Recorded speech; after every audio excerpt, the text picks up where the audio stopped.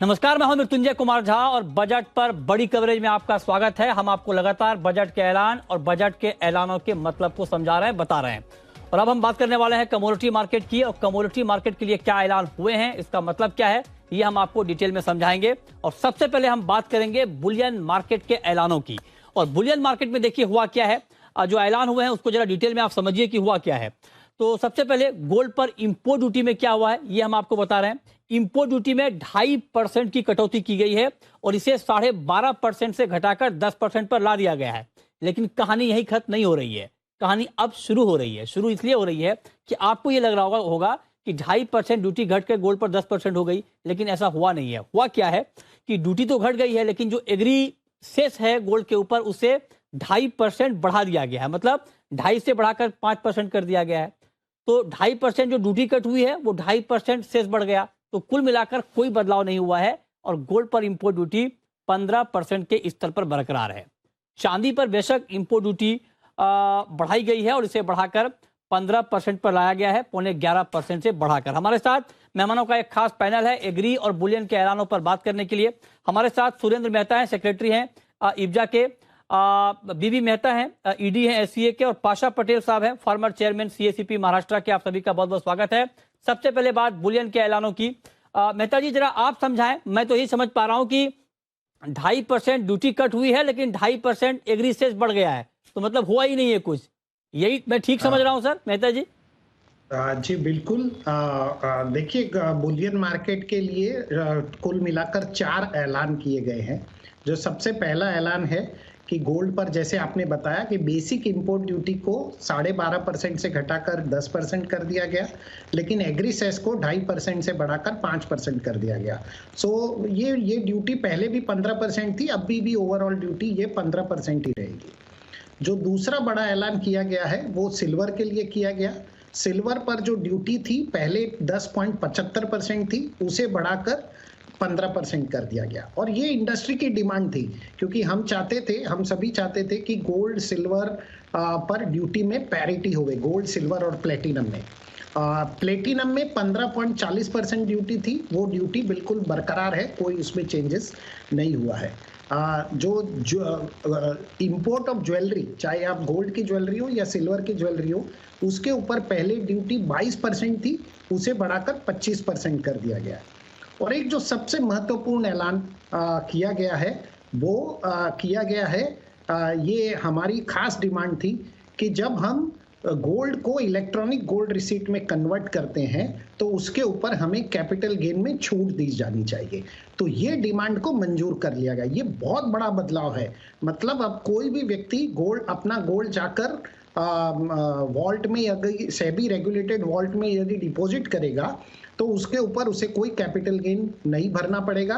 और SEBI regulated vault से यदि वो वापस निकाल के वहां से उसको कमोडिटी में कन्वर्ट करेगा, गोल्ड में कन्वर्ट करेगा, तो भी उसको कोई किसी प्रकार का कैपिटल गेन टैक्स नहीं देना पड़ेगा। ठीक है, अगर मैं 4 बड़े ऐलान हुए हैं, एक अगर मैं पूछूं तो क्या अब गोल्ड और सिल्वर ज्वेलरी का इंपोर्ट महंगा हो जाएगा सर, अगर कोई ज्वेलरी इंपोर्ट करेगा तो?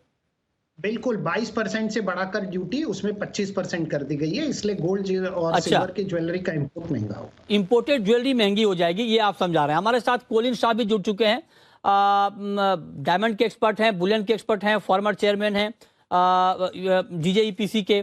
कोलिन जी बहुत बहुत स्वागत है आपका।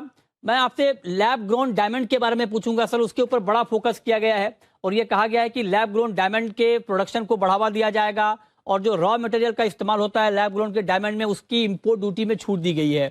कितना बड़ा इंपैक्ट होगा सर?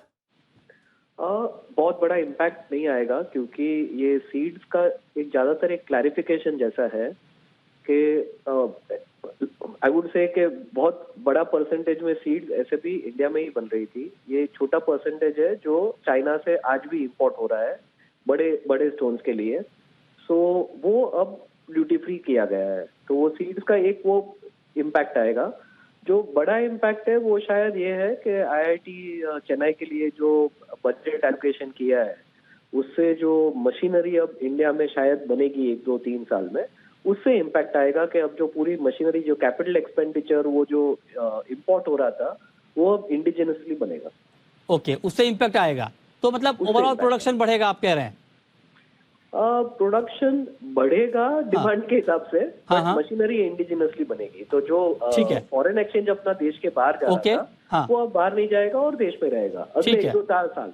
ठीक है, ओके, शुक्रिया सर आपका जुड़ने के लिए। मेहता जी, छोटा सवाल आपसे कि गोल्ड पर इंपोर्ट ड्यूटी में नेट नेट कोई बदलाव नहीं हुआ है, लेकिन उसके बाद भी चांदी में जो तेजी आई उसका इंपैक्ट हमने गोल्ड कीमतों पर भी देखा। ऐसा क्यों हुआ सर?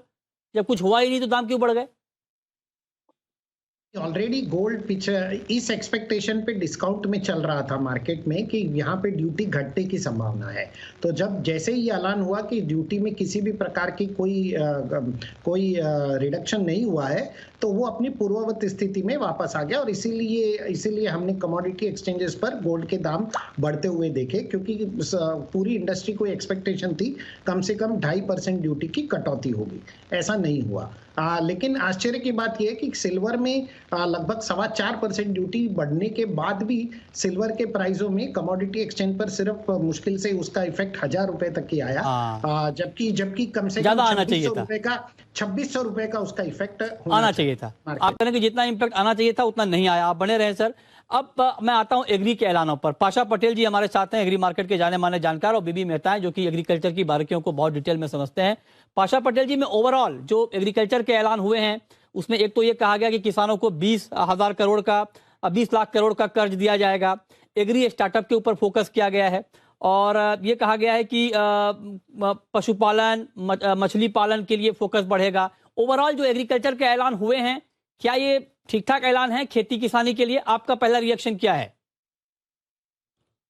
देखिए, ये जो चीजें हैं ये तो अच्छी है। इसके साथ में और कुछ चीजें हो गई है। वो ये है कि 65,000 क्रेडिट सोसाइटी, जो पहले गांव की हमारे पास जो क्रेडिट सोसाइटी रहती थी वो सिर्फ क्रॉप लोन देती थी, लेकिन अब ये एग्रीकल्चर के सारे चीजों के लिए पैसे देने वाली है। कोऑपरेटिव से गांव का विकास करने का ये 65,000 क्रेडिट सोसाइटी जो बना के किसानों में और गांव में एक नई जान फूंकने का मुझे एक काम लगता है। दूसरा, आपको एक अच्छी बात बताता हूं मैं कि ये महिला सक्षमीकरण है, महिला बचत गट जो है, तो ये महिलाओं के बचत गट के माध्यम से 81 लाख बचत गटों का सबलीकरण करने का काम सरकार कर रही है। यानी महिलाओं के माध्यम से गांव में इंडस्ट्री और विकास, उद्योग का सपना जो है वो देखना सरकार चाहती है।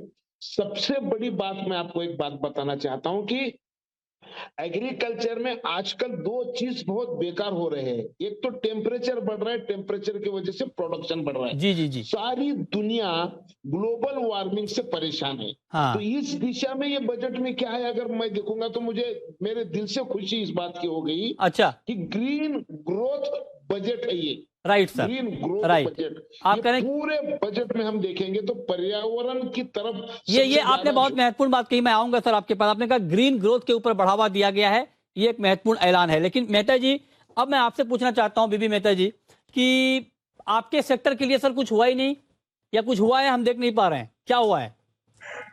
अभी आप मेरी दुख की रस पर दबा रहे हैं। हाँ। लास्ट 4 साल से हम लगे हुए हैं कि आज जो इंडिया की डिपेंडेंसी एडिबल ऑयल पे बढ़ रही है, लास्ट ईयर 1.57 करोड़ हमने स्पेंड किया, और 3 साल से मैडम फाइनेंस मिनिस्टर भी पार्लियामेंट बजट के टाइम पे बता रहे थे कि हम सेल्फ सफिशिएंट की तरफ आगे बढ़ रहा है। अच्छा, तो उम्मीद थी कि इस दफा national mission on edible oil fund officially announce किया जाएगा और एक सस्टेनेबल उसका कंट्रीब्यूशन दिया जाएगा। अच्छा, अनफॉर्चुनेटली ये नहीं हुआ है।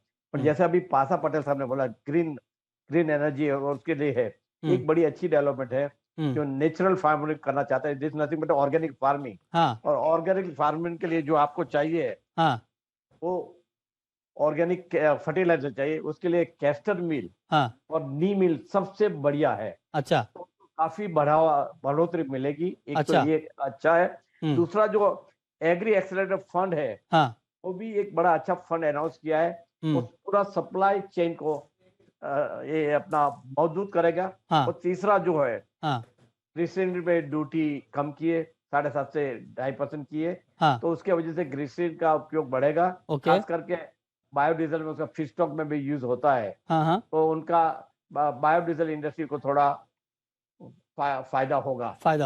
ओके, ठीक है। तो आप कह रहे हैं कि ये जो कुछ ऐलान हुए हैं उसका फायदा होगा, लेकिन अब पाशा पटेल जी संक्षेप में मैं आपसे जानना चाहूंगा, मिलेट्स के ऊपर, मोटे अनाज के ऊपर बड़ा फोकस किया गया है और ये कहा गया है कि मोटे अनाज के उत्पादन को बढ़ावा देने के लिए तरह तरह के उपाय किए जा रहे हैं, रिसर्च के ऊपर फोकस किया जा रहा है ग्लोबली। इसका कितना फायदा होगा? क्या ये इस ऐलान से किसानों का कुछ भला होगा सर, मोटे अनाज पर फोकस होने से? संक्षेप में देखिए, 2018 में मोदी जी ने जो इनकम डबलिंग के बारे में एक मीटिंग बुलाई थी, उस मीटिंग में मैंने कहा था कि जवारी और बाजरे के तरफ से ध्यान देना चाहिए। मेरे गांव की अगर सिचुएशन में बताऊंगा आपको, तो 20-25 साल पहले 90% मेरे गांव में ज्वार होता था। ओके। किसान ज्वार खाते थे और ज्वार से बचा हुआ जो वेस्ट है, जिसको हम कड़बा बोलते हैं, फॉडर बोलते हैं, उस पे जानवर खाते थे। आज मेरी बात सुनिए, हमारे पास जानवर पूरे खत्म हो गए। जानवर खत्म होने का क्या कारण है? तो 1 किलो का जो ये होता है उसका फॉडर होता है, वो कम से कम 100-150 रुपये, 200 रुपये में एक ये मिल रहा है। तो अनाज, जानवरों का फॉडर महंगा होने से लोगों ने जानवर रखना छोड़ दिया। ये बड़ी बात सर आपने कही। वक्त का मैं सर माफी चाहूंगा। मेहता जी, बिल्कुल संक्षेप में 30 सेकंड में सर, एग्री स्टार्टअप के ऊपर फोकस किया गया है, ये कितना बड़ा गेम चेंजर होगा? नहीं, डेफिनेट, मैंने जैसे आपके बताया, पूरा सप्लाई चेन को भी वो मजबूत करेगा। काफी फायदा होने वाला है। अभी देखना है 1 साल में, 2 साल में कितना फायदा होता है। और अभी तो ऐसा लगता है कि जो ये नया स्टार्टअप है, ठीक है, definitely help in supply chain, supply chain. Okay. और फिर से मैं एक लास्ट में जरूर बोलूंगा, वेजिटेबल इंडस्ट्री थोड़ी डिसअपॉइंट तो हुई है। आत्मनिर्भर की बात कर रहे हैं और यहाँ कुछ आया नहीं है। ठीक बात है। चलिए, बहुत शुक्रिया बीबी मेहता जी आपका, सुरेंद्र मेहता जी आपका, पाशा पटेल जी आपका, हमारे साथ जुड़ने के लिए, डिटेल में बजट के ऐलानों पर बात करने के लिए। आगे हम आपसे और भी बात करेंगे, फिलहाल वक्त की कमी, माफी चाहूंगा सर। लेकिन अब आपको बता दें कि बजट बोनांजा में पूछे गए 9वें घंटे के सवाल के लकी विजेताओं के नाम का ऐलान हम करने जा रहे हैं। आज का 9वां सवाल था, सबसे लंबे बजट भाषण का रिकॉर्ड किसके नाम है? ये देखिए ऑप्शन आपकी स्क्रीन पर। ए अरुण जेटली, बी पीयूष गोयल, सी निर्मला सीतारमण और डी पी चिदम्बरम। और सही जवाब है सी निर्मला सीतारमण। और लकी विजेता हैं अभिषेक यादव।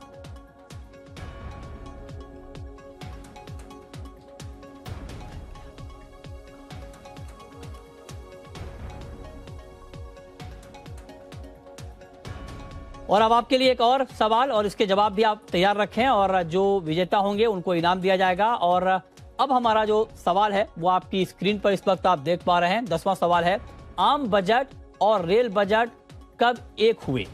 आम बजट और रेल बजट कब एक हुए? ये देखिए ऑप्शन आपकी स्क्रीन पर है। ए 2020 में, बी 2021 में, सी 2017 में और डी 2007 में। जवाब देने के लिए आप ZB टाइप करें, स्पेस देकर अपना नाम, अपना जवाब, और इसे ऑप्शन के साथ ABC या D लिखकर 57575 पर भेज दें। और ट्वीट भी कर सकते हैं, #BudgetOnZ, #अनिल सिंघवी के साथ ट्वीट करें।